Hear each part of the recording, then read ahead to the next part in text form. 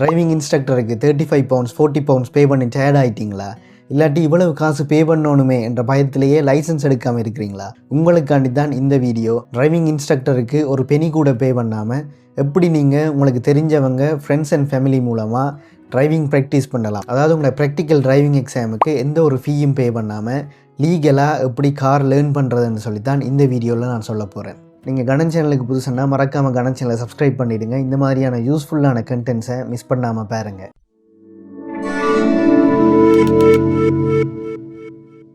நான் இந்த டீட்டெயில்ஸ் எல்லாத்தையுமே ஒஃபிஷியல் gov.uk வெப்சைட்டில் இருந்தால் எடுத்து சொல்கிறேன். ஸோ இதெல்லாம் நிச்சயமாக ரிலேபிளான டீட்டெயில்ஸாக இருக்குது. ஓகே, வாங்க ஃப்ரெண்ட்ஸ் அண்ட் ஃபேமிலியோட டிரைவிங் பழகிறதுக்கு என்னென்ன லீகல் ரிக்வயர்மெண்ட்ஸ் இருக்கணும்னு பார்ப்போம். முதலாவது உங்களுக்கு டிரைவிங் சொல்லித்தரவருக்கு இருக்க வேண்டிய ரிக்வயர்மெண்ட்ஸை பார்ப்போம். உங்களுக்கு டிரைவிங் சொல்லித்தரவர் 21 வயசு அல்லது அதுக்கு கூடின ஒரு ஆளாக இருக்கணும். அடுத்தது அவர் நீங்கள் எந்த டைப் ஆஃப் வெஹிக்கிளை பழகிறதுக்கு ஹெல்ப் பண்ணுறாரோ அந்த கேட்டகரிக்குரிய லைசன்ஸ் வந்து அவர் வச்சுருக்கணும். நீங்கள் ஒரு மேனுவல் கார் பழகுறீங்க, ஆட்டோமேட்டிக் லைசன்ஸை வச்சுருக்கிற ஒரு ஆள் உங்களுக்கு மேனுவல் கார் பழகிறதுக்கு ஹெல்ப் பண்ண முடியாது, இல்லாட்டி உங்களுக்கு இன்ஸ்ட்ரக்ட் பண்ண முடியாது. அடுத்தது அவர் 3 வருஷத்துக்கு மேலே UK ஃபுல் லைசன்ஸ் இல்லாட்டி இந்த லிஸ்ட்டில் இருக்கிற ஏதாவது ஒரு கண்ட்ரீஸுன்ற ஃபுல் லைசன்ஸ் வந்து வச்சுருந்துருக்கணும். இப்போ நான் மென்ஷன் பண்ணின 3 விஷயங்களில் ஏதாவது ஒன்று மிஸ் ஆனாலும் உங்களுக்கு 1000 பவுண்ட்ஸ் வரைக்கும் ஃபைன் வரலாம்.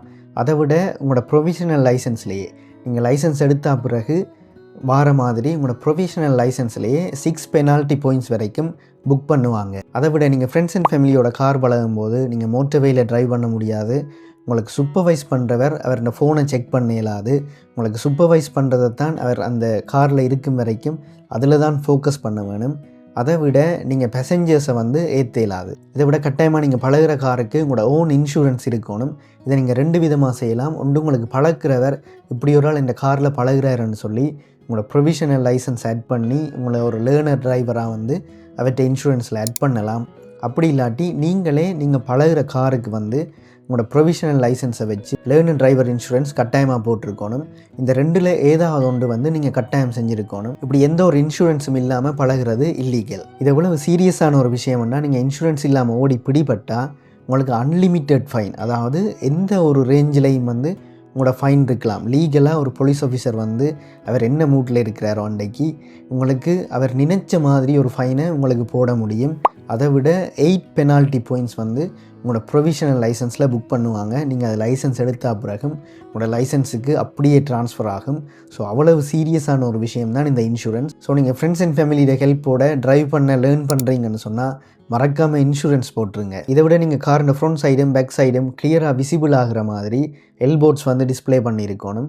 இதுவும் நீங்கள் கட்டாயம் செய்ய வேண்டிய விஷயங்களில் உண்டு. உங்களோட லேர்னிங் ரெக்கார்ட்ஸை கீப் அப் பண்ணுறதுக்குண்டே நீங்கள் இப்போ ஓட பழகும்போது உங்களோட ஃப்ரெண்டோ ஃபேமிலியோ உங்களோட சூப்பர்வைஸ் பண்ணுவார் தானே. அப்போ அவர் உங்களை நீங்கள் எப்படி ட்ரைவ் பண்ணுறீங்க, எந்த மாதிரியான ரோட்ஸில் வந்து நீங்கள் ப்ராக்டிஸ் பண்ணுறீங்க, எந்தெந்த டேட்டில் ப்ராக்டிஸ் பண்ணுறீங்க, இந்த மாதிரியான ரெக்கார்ட்ஸை கீப் பண்ணுறதுக்கு வந்து ஒரு டாக்குமெண்ட்டை இந்த கவர்மெண்ட்டை பப்ளிஷ் பண்ணியிருக்குது. அதுக்குரிய லிங்க்கும் நான் இந்த டிஸ்கிரிப்ஷனில் போட்டிருக்கிறேன்.